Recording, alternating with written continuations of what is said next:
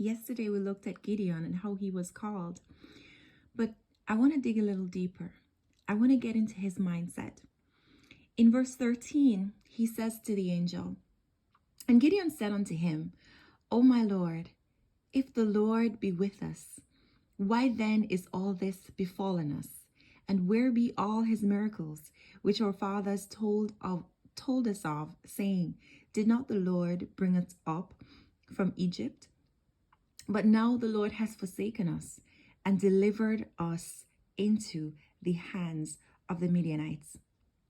We see that Moses had this same experience in Exodus 33, where Moses asked God in verse 14, he said to God in verse 15, "If thy presence go not with me, carry us not up hence."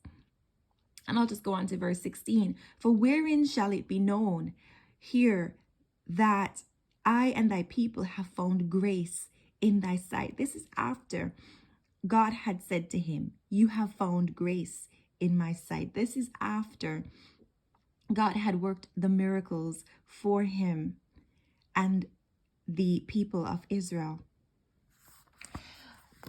We see the response that God gives Moses, and the response is the same for Gideon. In verse 17, God doubles down and he says, I will do this thing also that thou hast spoken of, for thou hast found grace in my sight, and I know thee by name. In Judges 6, verse 14, we see the response of the angel to Gideon and his questions. If God is with us, why then is all this befallen us? So in verse 14, the Lord looked upon him and said, "Go in this thy might, and thou shalt save Israel from the hand of the Midianites. Have not I sent thee?" And what we see there is God appealing to what is good in Gideon. And what we see there is God sticking to the script. And it reminds me of the Gospels. It reminds me of what John the Baptist sent his disciples to ask Jesus when he was in prison. He sent them to ask Jesus if he was the one that he was looking for, or if they should look for another. Jesus understood the psychological place that John the Baptist was at, and he responded powerfully, similar to how the angel responded.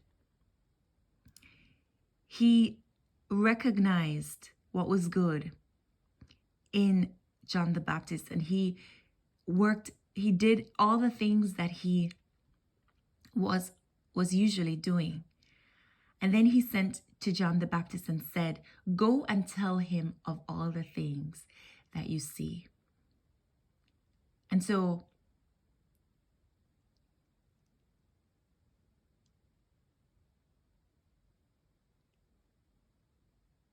it's almost like God is appealing to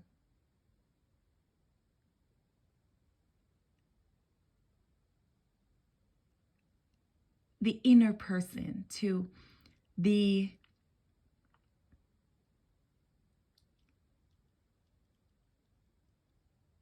integrity of the person. He's appealing to what he knows is in the man. And it's the same here with the angel. The angel says, "Go in thy might." This is a man who was hiding in the wine press from his enemies. The angel says, "Go in thy might, and thou shalt save Israel from the hand of the Midianites. Have not I sent thee?" You know, in addition, sometimes it takes difficult circumstances. It takes us going through the mess for us to see God's omnipotence, God's omnipresence, and God's omniscience.